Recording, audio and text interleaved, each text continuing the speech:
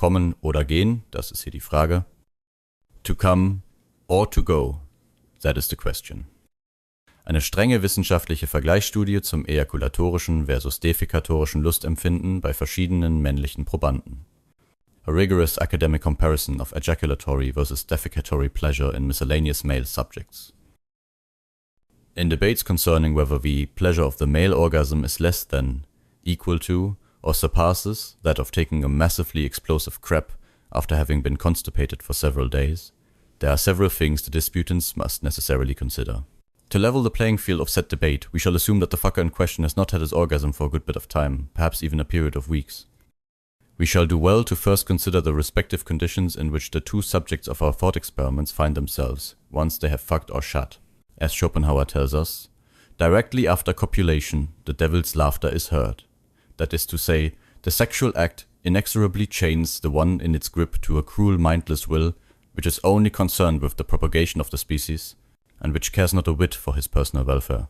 As a result, after his orgasm, the fucker will more than likely experience an involuntary, transcendental clarity about the meaninglessness both of his previous desire and of the act itself, along with a sense of grief concerning the suffering the act has been engineered to perpetuate.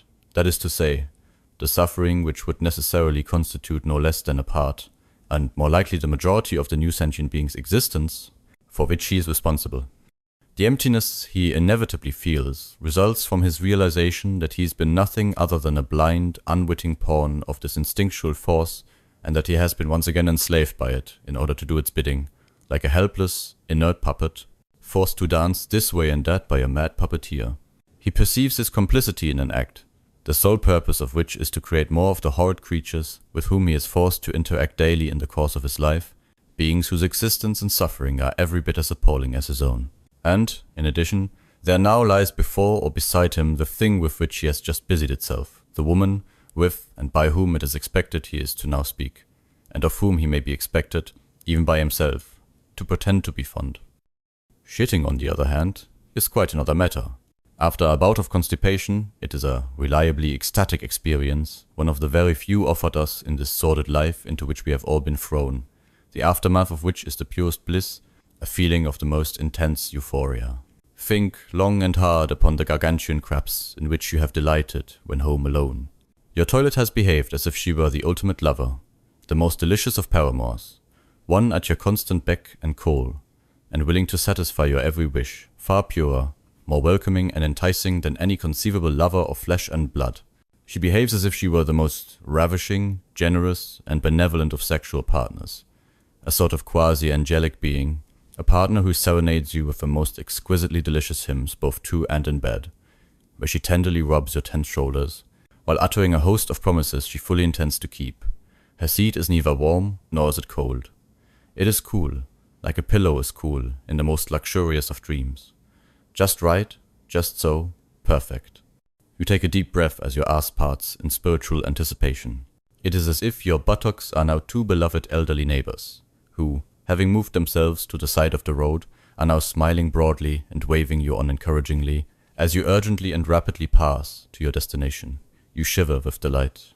A gorgeously sculpted log, perhaps two, perhaps three, make their way into the world.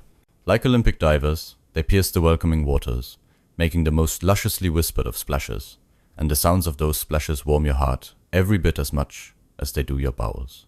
The sensations leave your entire body tingling. You have suddenly become light, weightless, like an angel, relieved now of all the sufferings of this painful, cruel and sordid world to which we have been all so brutally condemned. You wipe until you no longer have the need, and see now that the paper has become as white and pure as the forced snow in deepest winter. And although you recognize that pride is a less than admirable emotion, you cannot help yourself. You take several moments to admire and gaze upon your work. You are overcome with immense contentment, enchantment, even elation. After a heartfelt salute, the two of you part ways. The perfect poop.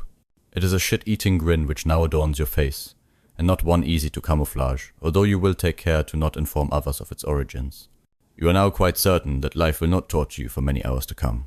You even find yourself tempted to make an anonymous ASMR video recounting the spiritual nature of what you have just experienced, for the generosity of spirit with which you are now overcome as a result of having shat like this, so copiously and satisfyingly, This generosity now produces in you feelings of joy, every bit as monumental as were the turds themselves. The Japanese have a word for it, kaiben. The literal translation is pleasantly smooth defecation, a perfectly wonderful word, and one which demonstrates how hopelessly impoverished the English language is. We possess no word or phrase to express the sublime pleasure of sitting upon a porcelain throne, and to then be both enveloped within and overwhelmed by. The pure ecstasy of pushing out of ourselves this deeply hoped for, wondrous, and seemingly divine kaiben. One feels as if one is astral traveling, for one does indeed leave the body on those holy occasions during which the turd winds its way so artfully and sensuously out of the body. Who can possibly describe it, this immaculate anal birth? Who has the words, the music, the feelings of accomplishment, satisfaction, and love which accompanies the taking of a massive dump are every bit as profound as those of a new mother gazing in rapture upon her newborn infant and weeping copious tears of joy.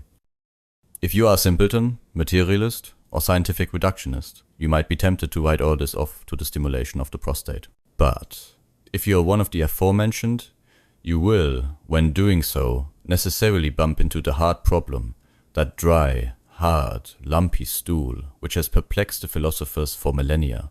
For the stimulation of a prostate in what you would claim is a straightforwardly material world is a thing very different from the transcendent, almost religious ecstasy of porphyria, which is hardly made of matter, including the wondrous matter one has just shed.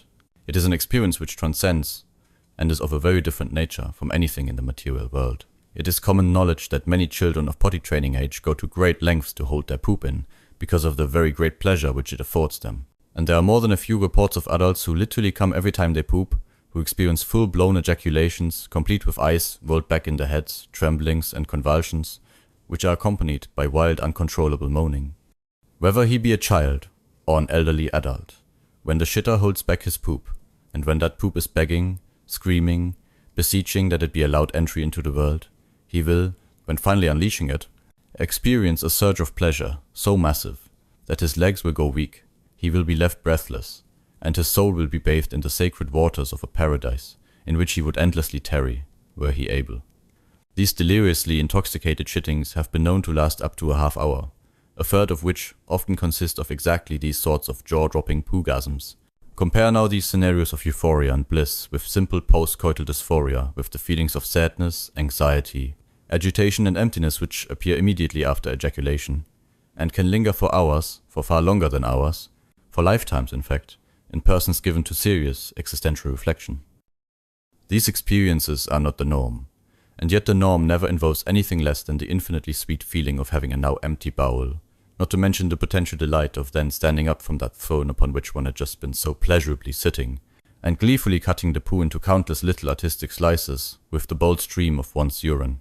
Ejaculation provides a quick hit of dopamine, there's no denying it, but it's over rapidly, and is inevitably followed by the dysphoria described above. It is an intense peak pleasure, but impossibly and infuriatingly transient. The release of semen leaves one drained, depressed and unmotivated, and for a very straightforward reason.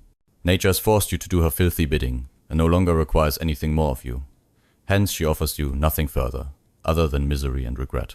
On the other hand, after healthy, massive crap, one is reborn, drunk with delight, elated, transported, and left with a supreme and long-lived sense of well-being.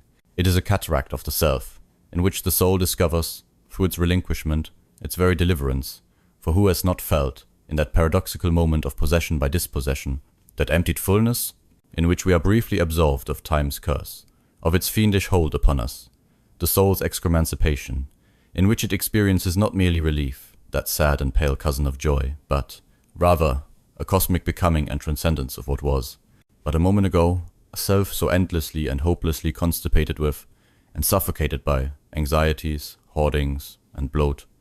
We become the gladsome auditors of the plain chant of the enteric brain, that second cerebrum, whose intestinal choreography has now joyfully delivered us from the mundane landfill of our appetites, into the inner sanctum of our very self, that most sacred of spaces, holiest of holies, in which the soul floats free of the body, disentangled from all suffering, viscera, and best of all, liberated finally of shit. For when the body, which has suffered for so long under the tyrannous and cruel yoke of retention, is able to finally and violently surrender its siege stones to gravity, there arises, not a madrigal of narcissism, but rather a Brucknerian coda of feces, a symphonic excremental peroration, a feeling that the ledger has, at last, been balanced, that the scales of the cosmic order have been satisfied, that the universe is no longer quite so eagerly battering at the gates of one's abdomen, and that the paltry ego, nay, the world not itself, is no longer anywhere near so gnarled and twisted as it was only moments before. If we now cross gingerly from physiology into psychology, that fetid drawing room where impulses, dressed up as motives, sip aperitifs, we must acknowledge that to shit, the act of shitting, despite its petty, everyday crimes of vanity, personal melodrama, and the dull as dishwater operettas of third-rate tunes with which it is so often rife, brings with it a recognition through otherness, in which the desiring self encounters its own absence, after which there now ensues a duet between the self, as it is imagined, and the ego, which has now, as a result of said shitting, been sufficiently inflated to be ready and able to greet it. In brief, the psyche does not merely evacuate its internal pressure. It composes and gives to this pressure an immense, universal and colossal significance. The retention, which had so infantilized the shitter just moments ago, is now undone both by and through the excommunicipation mentioned above, in which there remains no further breeding grounds for distortion, and no frivolous hoardings, which might sour any jealous household gods with which one is burdened. It is as if the soul were now a falcon, loosed from earth's heavy chains, winging its way through the empyrean, untouched by the dust below. Beware that constipation of spirit which continues to stubbornly refuse to let go either of its stools or its stories. That soul shall be left wandering through a museum of fetid heaviness, to which it shall be condemned for all eternity. To be redeemed, it must embrace a brave new ethics of exit, a letting go matics, in which it will learn that every taking must be conjoined with a giving, every savor with a severance. The commode will no longer be simply a throne. It will be the classroom in which humility conducts its most persuasive seminar, the chief concern of which will be the metaphysic of enoughness, that is to say, that the world, once taken in, must also be let out, that the economy of being is no simple accumulation, but rather one of circulation, and that the truest deliverance consists not in departure from oneself, but, rather, in a humble return to the ordinariness of the commonplace, that prosaic province in which the self finds itself able to encourage its angelic nature to embrace and kiss the animal lying within, to, as it were, shake hands with the janitor of its bowels, nay, to become that very janitor, to revel, embrace, and merge with its custodial nature. On the other hand, with each ejaculation, there is now the threat of progeny, for with every squirt there comes the threat of a potential mortgage, whereas each and every bowel movement, noble and brown necessarily, and by its nature, produces nothing other than the supreme moral victory of emptiness, the blissful transcendence of that nice, clean on the inside sensation, a sacred, holy redemption. Tell me all this isn't poetry? Walt Whitman would feel compelled to, at the very least, tweet it. This argument's opponents might now be tempted to claim that masturbation or romance allow for imagination, for a narrative denied the shitter, that with fucking, there is the possibility of delicious yearning, for fantasy, high-end dramaturgy, and that pooping has no foreplay. But that's all the purest rubbish. Prior to an explosive defecation, there has always been the most meticulous, extraordinary foreplay, ceaseless preparation and anticipation, the slow build and promise of feverish intestinal voyages taken on barges, the chambers of which have been loaded full to bursting with lentils, fear, and hope, along with countless intoxicating Arabian night tales of fiber and fate. The urge rises not like simple, vulgar lust, but rather as if making divine prophecies, inevitable and pure. And so the toilet seat awaits, cool as the lover's indifferent thigh.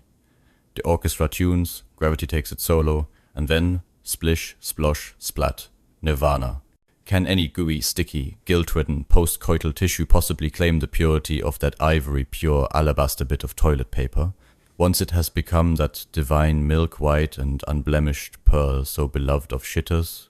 Once it has, shall we say, completed its ascent into heaven, the fucker chases pleasures that end in disgust. He comes, then curses both himself and his existence. The shitter finishes lighter, cleaner, and ready to face the day. The fucker busily googles penance, while the shitter walks merrily through, nay, floats merrily over the park, the town, the nation, the globe itself. Romance, those who crow of romance, their insipid moans are prayers heard only by Mephistopheles. The toilet is the last and most precious confessional booth of our sin-drenched secular world, in which there is no need of priest, and no small, watery, hypocritical talk to be made. Just silence, porcelain, and the aleatoric hum of the vent fan. Bliss. Consider what follows. It is taken from the journals of a desperately unrelieved man. I haven't taken a shit in 19 days, nor have I ejaculated. I am, at this point, less a man than a hopelessly pressurized vessel of thwarted natures. A double-locked chamber of unspeakable yearning, my semen boiling upwards, my feces downwards, each seeking its escape, neither permitted its discharge. There is a fullness in me, obscene and philosophical. I am now a veritable platonic realm of aching blue balls and abdominal agonies. My guts hum like wasp nests. My testicles complain like twin philosophers suspended upon a meat hook in the ninth circle of the inferno. The devil whispers in my sigmoid colon of the tortures to come. Last night I dreamt of the perfect poop. I saw it descending in slow motion, as if held aloft by the blessed pilgrims of Tannhäuser. It was elegant, sculpted, a turd worthy of Michelangelo. The dream was so vivid that I awoke crying with relief, certain that I had been delivered. But no, it was only air, a false, lying dawn, the betrayal of a deceitful, mendacious sphincter. My stomach, meanwhile, had begun whispering in tongues, each undigested meal a symphony of remorse. I felt only the faint rumblings and sighs of the ghosts who inhabit my bowels. And then there's my lust, which builds like methane, in a sealed mine. Each woman I pass seems to exude not only perfume, but fiber as well, insoluble, mocking fiber. They walk, these lust-drenched beasts, without a care in the world, while ceaselessly, inadvertently, and involuntarily displaying the derision of their perfect digestion, their eyes laxatives, their laughter peristalsis. I cannot look without yearning for both reliefs at once, to come, to go, and, if neither is to be had, to be once and for all, irrevocably gone. I have tried everything, walks, prunes, philosophy. My viscera have become a theological paradox. The sperm and the stool have entered into a silent pact of rebellion, as if they were two prisoners refusing parole. Sometimes I imagine that if one escapes, makes it out, the other will too, and that I will simultaneously ejaculate and defecate. An event of such cosmic symmetry, it would likely end the universe. Is this why I dare not push? Do I perhaps fear transcendence? My mind circles endlessly. Which pleasure is greater? Which truer? The ejaculation, violent, specific, with its brief annihilation of self, or the defecation, serene, expansive, with its so deeply coveted rebirth into cleanliness, the one creates, the other absolves. Creation, absolution, the two crimes of simply being alive. I suspect now that God, if he exists, is a constipated, ferociously horny being, and that even he is eternally denied his relief in both the domains in which he has decreed that his creatures suffer so in order to maintain the tensions implicit in creation. Each star, each thought, each sin, a trapped bubble of divine gas. I can no longer distinguish between the erotic and the excretory. I cannot dream of fucking a woman without a symphonic soundtrack of voluminous plopping sounds, followed by the most shattering flourishes of orgasmic splashes and flushes. My libido and colon are locked and loaded within a perpetual single prayer. Perhaps this is all that remains of philosophy, the search for the proper outlet. Plato spoke of realms to which we might ascend. I, simpler and more earthly, speak and dream only of evacuation. I am a sort of Job, nay a Sisyphus, sloshing my way through a seemingly infinite sigmoid colon towards the holy grail of my rectum, a destination at which, it seems, I shall never arrive. Yet hark, I feel something stirring now, a tremor. My body vibrates like a machine warming to its purpose. Could it be? Is there to be deliverance? If I should perish mid-effort, tell the scholars and the doctors, that, although I did indeed love them all, the ejaculators and the defecators both, it is ultimately, and quite decisively with the defecators, that my heart lies. Nothing could be clearer to me, nothing more true. And thus the tides of my fate now beckon, my providence calls, and is seemingly at hand. Thus my calling rises up before me. I am to be the Walt Whitman of shit, smelling not of my armpits, no, we'll have none of that, but rather of my poops. I shall write endless verse, stanza upon stanza, bathed in the giddiness and beatitudes of my divine excretions, in their stench, and in my boundless love for them, having expelled and, thank heavens, continuing to now expel multitudes, I shall spend the remainder of my life creating the most monumental exaltations, panegyrics and eulogies, for the consecrated hailstorms of these golden brown blessings. And yet I know full well that every morning I shall once again perform my necessary rituals, those of coffee, fiber, and despair. It shall never be otherwise. But that there shall then come, as a result, again and again, perfect mornings, which shall be countless in their number, in which the air will hum, thick with possibility, full of gentle, gliding descents, and with the near-silent Olympic dives into porcelain pools of those brown colonic gods whom I so worship, and from whom is never heard a hint of splash, followed eventually by that single, ecstatic, pristine wipe of a toilet paper, as stark white as a readily surrendered flag. I shall then, once again, salute my work, bid it a tearful goodbye, and flush it to the destiny for which it so longs, there to plumb the depths of what will surely and always be its and my ongoing, personal nirvana. How pitiful, though, that a man's entire metaphysics can be traced along a few feet of tubing. The philosophers speak of being and nothingness. As for me, I live it. Even the most cherished of my dreams are, these days, almost entirely somatic, of incomprehensibly sparkling clean public restrooms, whose stalls stretch to an infinity populated by angelic hosts, all crying hosannas for the redemptive peristalsis of my soul. And so it is that I, at the very same time that I celebrate these Empyrean mysteries, envy the beasts, the dog squats, the bird voids mid-flight. It is only man that so endlessly sits on porcelain, and is forced to philosophize thus. If I should perish on some future night, ruptured and unspent, let this be my testament, that the chief and foremost pleasure in my life has been only and ever the final unfettered overcoming of my hesitation, those great leaps downwards for which I have spent my days in the most constant and resolute of prayers, and that the body, given the chance, can and will turn all of philosophy into nothing more or less than straightforwardly understood plumbing, both inner and outer, and that, short of the final triumph of the grave, the only reliable and constant victory consists in nothing other than that sacred silence, which ensues after the sound of the last flush has finally retreated into eternity, when all that has passed through my ass darkly melts into the imperishable weave and fabric of time, is dissolved into the unchanging ether, and becomes irretrievably loosed from the bonds of all that was once mortal. Abstract.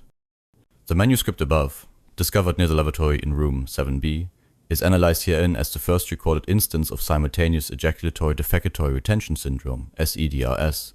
The patient's writings suggest a strong initial conflict between sympathetic and parasympathetic imperatives, which produced in him, in its first early stages, a psychosomatic stalemate at the interface of libido and bowel, a deadlock eventually resolved, with extraordinary relief and pleasure on his part, by and through his massively crapping.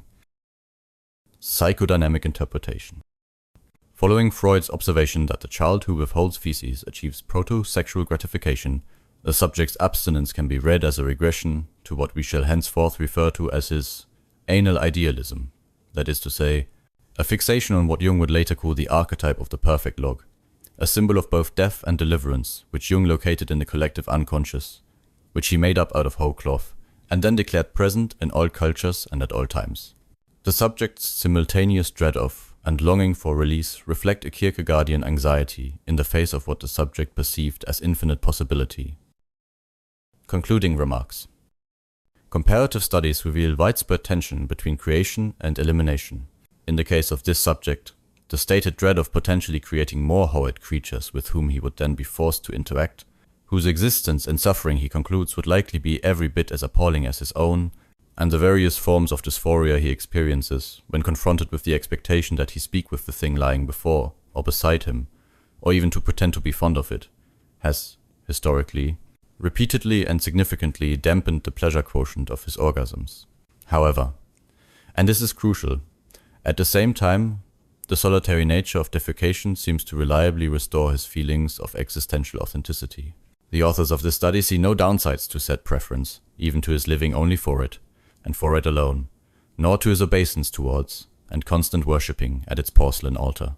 The defecatory act has become, for him, the equivalent of a symbolic, civic, even religious ritual of individuation, a joyous festive flush propelling him towards self-actualization and freedom, as both the overcoming of his individual suffering and the unraveling of what he perceives of as the mysterious world knot which lies at the heart of being, that cosmic labyrinth and tangled skein of being, which so inevitably unnerves him in his times of sustained constipation.